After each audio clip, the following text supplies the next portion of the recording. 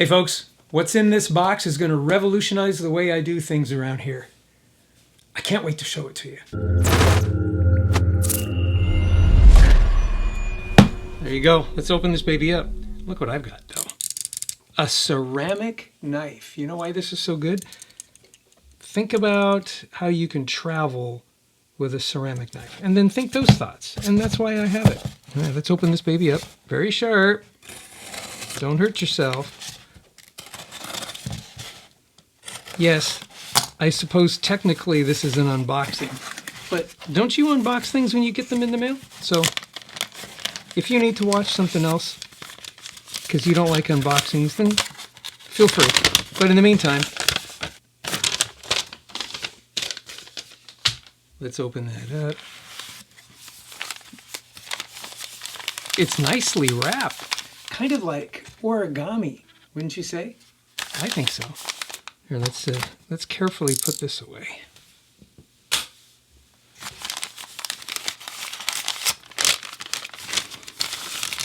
This came all the way from Japan.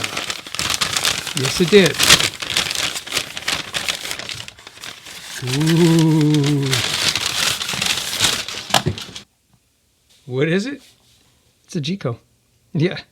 A diamond replacement stylus. There's a story behind this. Anyway, used for the Stanton D6800 Triple E. Let me show you something. I'm all upside down and backwards. Look at that. This is the original stylus that came off my Stanton ST100. Let's get the electron microscope and take a really close look. There it is. That was what was left of my stylus after, I don't know what happened. I think it got dropped. Well, obviously it did. It shoved the needle up inside the holder thing there, the tubey thing. And one day, Shootin' Gal went to go play a vinyl record, which we do often around this place. And it skipped really hard and it sounded really awful. And then I pulled the thing off and that's what I saw. And I was dragging this thing across my records. Not good. All right, there it is there. This is the EL D6800. That's the stylus that came with my Stanton. And when I went searching, they don't make that one anymore, but they do make, and this guy from Japan makes these things, but it's the Triple E version. Now the EL stands for elliptical. It's an elliptical type of needle stylus versus a conical. And there are differences. If you'd like me to get into some of the detail, I can, and I'll do that in another video.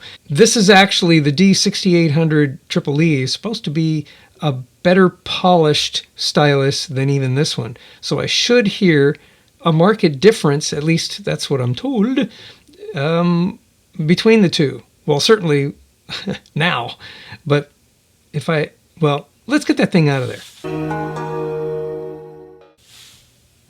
Let's see, how do we open this baby up? I do believe it's sealed with tape. So I'm going to take my ceramic blade and kind of score right along there. Where did I get this ceramic blade? Well, there's an outlet store in town called the Daiso. We've had it for, I don't know. Oh, look at that. We've had it for 6 months now, maybe a little more. I see. It's just a card. Oh, and that's nicely put in there. Anyway, Daiso has Japanese import stuff, a whole mess of stuff. And so this is a Japanese import. And I'm kind of wondering how long that store is going to stay open. But they do have a lot of cool stuff. And this was one of them. Not this. I wish they would carry this, but they didn't. This gosh darn thing cost me roughly, I don't know, $120, which by today's standards, I guess is pretty good. All right, now I'm going to get the electron microscope again and be very careful with this thing. And we're going to look at this stylus right there so you can see what it's supposed to look like. That's what it's supposed to look like. That's the little elliptical diamond stylus thing. How the other thing looks the way it does and this looks the way it does, I don't know what happened. It got mangled really bad. But that's kind of cool, and that's what'll ride in the grooves. Let's go install it on the turntable. There it is. I like this thing. It's the ST100.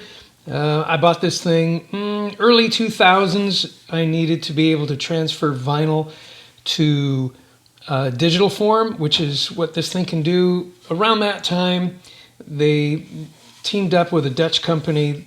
This company is a Florida company.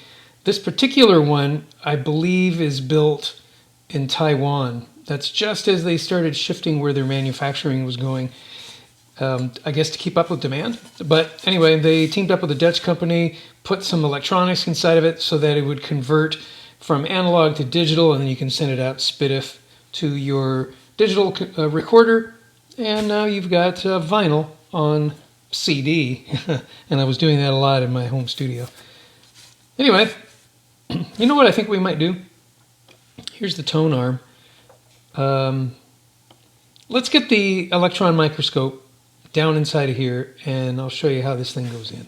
All right, I found that the electron microscope couldn't get in close enough because of all this stuff. So I'm going to be very careful. There's a little hole. It goes right in there, just like that. There you go. This right here, the black thing back there, is the cartridge. The needle stylus goes in just like that. Let's fire this thing up and see if it works.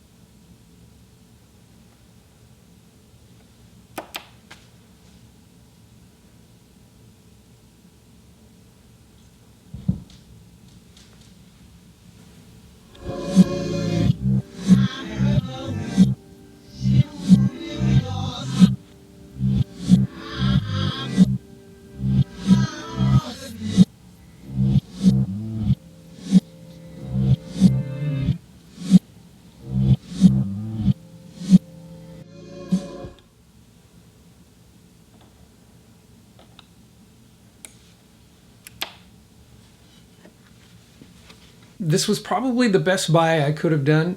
There were a few that said they would replace the D6800 off the Stanton. It was like $29. I thought, do I really want to subject my vinyl records to $29? Or maybe to something that's handmade. That's probably something I didn't mention before, but the guys over at Jaico actually hand polish, hand assemble, put these things together, and make them available to the American public. Now, each stylus for whatever record player turntable that you're using, they're specific to each other. So you can't just put this particular stylus on, say, a cartridge that's a Shure cartridge. Now, that's a Stanton cartridge. There's Shure cartridges, and there's some other third parties. They're not all necessarily interchangeable. They have to resonate at the proper frequency so that the cartridge will translate it into the proper signals so that you could actually hear it the way it's supposed to be heard. So it's pretty specific. That and making sure that things like the tone arm is properly balanced. We didn't go over that. The anti-skate functions of a good turntable, we didn't go over that. And then the height adjustment of the tone arm itself as it rests on the vinyl, where it should rest and how it should be. We didn't talk about that. I had everything already previously set up. The only thing I needed to double check was the how is this going to be balanced? What's the counterweight need to be set at? And so I looked that up, and I found out what those numbers were.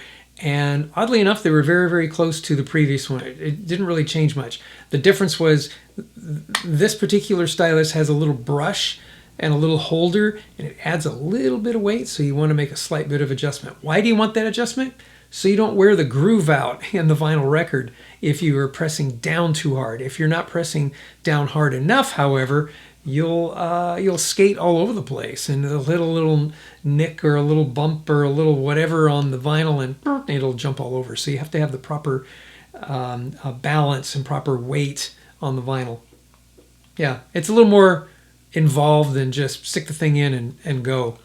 But if you want to know more about it, leave me a comment down below. Let's start a dialogue. Do you all use a turntable for your vinyl records? And if so, which one are you using? Is it Stanton? Is it a Technics? Is it a Iowa? Or is it a Macintosh? Yes, they make a turntable. It's not the same Macintosh. But which is it? Let me know. I'll leave a link to these down below in case you want to venture into getting another one if you need one. I'm wondering, do I need to get another one? Because they don't make these anymore. Well, they don't make the originals anymore, and it's kind of a dying breed. Leave a comment below. Do you think I should get another one? We'll see you on the next one.